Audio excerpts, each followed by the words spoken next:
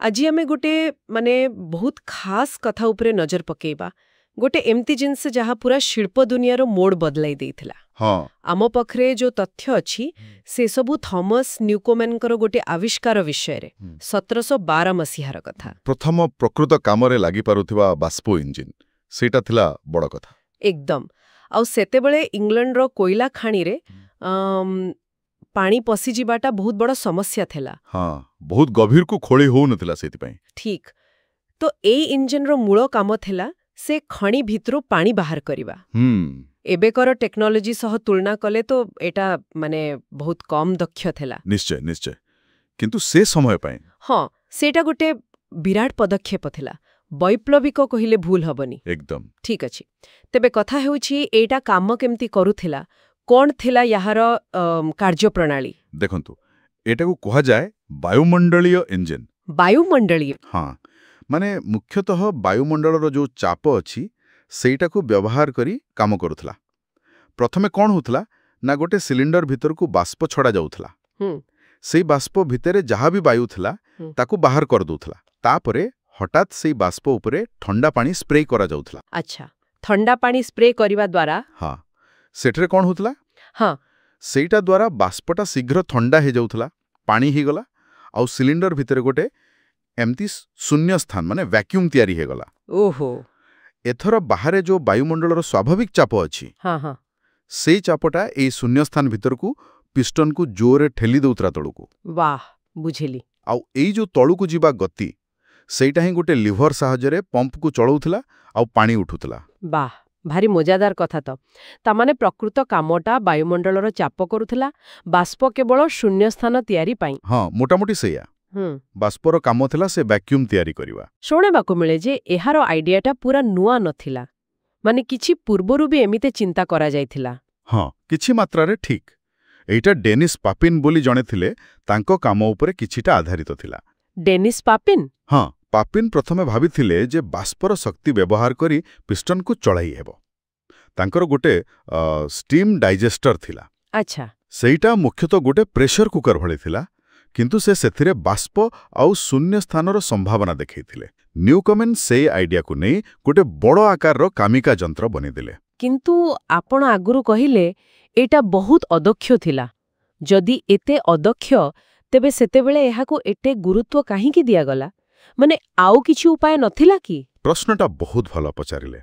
देखंतु एहार सबुटु बड़ दुर्बलता थिला जे प्रतिथर पिस्टन को तळकु टाणिबा पई पूरा सिलिंडरटा को ठंडा करिबाकु पडुथिला। ओहो आ पुणी ऊपर को नबा पई गरम बाष्प भरिबाकु पडुथिला।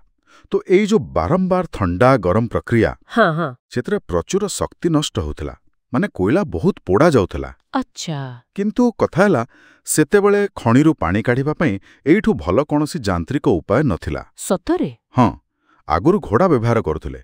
घोड़ा लगे पानी काढिबा बहुत महंगा पडुथिला आ बहुत धीरे भी होथिला। तेणु एइटा अदक्ष हेले भी सेतेबेले पई एइटा ही सबुठु भल उपाय थिला काम चलाई नउथिला। एइठी तो कहानीटा आहुरी मजादार ही जाउछि। एहा परे आसुछंती जेम्स वॉट तांको ना समस्ते सुनिछंती। हाँ हाँ से एई डिजाइन को बहुत सुधारी थिले बोली कहा जाए। कोन करिथिले से? एइठी ही प्रकृत बाम माने जीनियस रो काम देखा जाए। वॉट बुझी पारिले जे समस्याटा कोठी से देखिले सिलिंडर को जे बारंबार ठंडा करा जाउची सेइठी ही सबु शक्ति नष्ट होउची। तेणु से कोन कले 1769 मसीहा पाखापाखी गोटे अलगा कंडेंसर बा घनीभूतकारी जोड़ी देले। अलगा कंडेंसर माने बाष्प को ठंडा करिबा पई गोटे अलगा पात्र व्यवहार कले सिलिंडर बाहरे। ओहो बुझिली। फଳରେ कोन हैला मूल सिलिंडरटा सबु बेले गरम रहिला ताकू आउ बारंबार ठंडा करिबा दरकार पड़िलानी। अरे बा एटा तो बहुत बड़ कथा।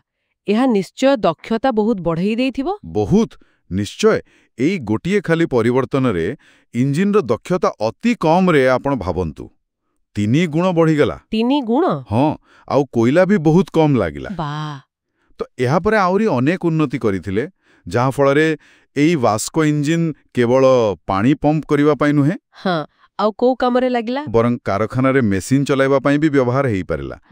एटा ही बड़ आकार रे यंत्र चालित शक्ति को संभव कला। आउ आमे जहा को शिल्प विप्लव कहूचे तार प्रकृत आरंभ एइठु हेला बोली कहा जाई पारे। तेबे मोटामोटी भावे जदि देखिबा ନ୍ୟୁକୋମେନଙ୍କର ସେଇ ପ୍ରଥମ ଇଞ୍ଜିନ୍ ଯାହା ଦେଖିବାକୁ ଏତେ ସରଳ ଲାଗୁଛି ଆଉ ଅଦକ୍ଷ ବି ଥିଲା ସେଇଟା ହିଁ କିନ୍ତୁ ଆଧୁନିକ ଯନ୍ତ୍ରଚାଳିତ ଯୁଗ ପାଇଁ ଗୋଟେ ବହୁତ ଗୁରୁତ୍ୱପୂର୍ଣ୍ଣ ପ୍ରଥମ ପାହାଚ ଥିଲା। ଏକଦମ ଠିକ୍ କହିଲେ। ସେଇଟା ନଥିଲେ ପରବର୍ତ୍ତୀ ଉନ୍ନତି ହୁଏତ ସମ୍ଭବ ହେଇ ନଥାନ୍ତା, କିଏ ଜାଣେ। ହଁ, ସତ କଥା।